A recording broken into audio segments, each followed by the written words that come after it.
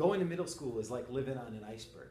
You're on that 10% that sticks above the surface, but 90% of that massive iceberg is buried way beneath. You never see it. Most of life is like an iceberg. So much is buried underneath, but in middle school, it's particularly icebergish. So one day after school, this kid stayed after. I'm a 7th grade teacher, and this kid stayed after, and he wanted to talk to me. And we sat down at my desk, this was many years ago, and he just proceeded to start bawling his eyes out. Now, it wouldn't be that unusual for a 7th grader to start bawling his eyes out, although for this particular kid, it was crazy, because I had watched for about 40, 45 days as he acted tough and cool in the hallways. He was big, he was strong, he could tell other kids what to do and where to go, and they would listen. And for day after day after day, I watched this happen and tried to talk with him and challenge him and principal and all kinds of people. And then one day, after 45 days, he came in and started crying. So much was underneath that iceberg at his house. So many problems going on with family. So much that we didn't see. So much that none of the other students saw.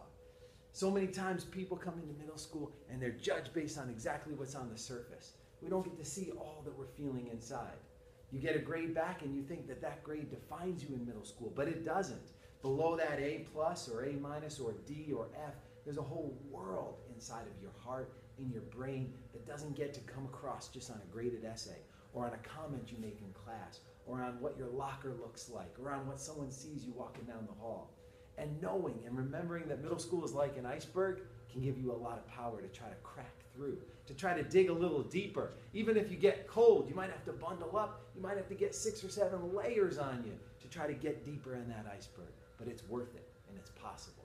The next time you see anyone in the hallway act in a certain way, or you yourself, you get a certain grade, or you do or don't make a sports team, remember, that's just the surface. There's a whole lot going on underneath that you don't see.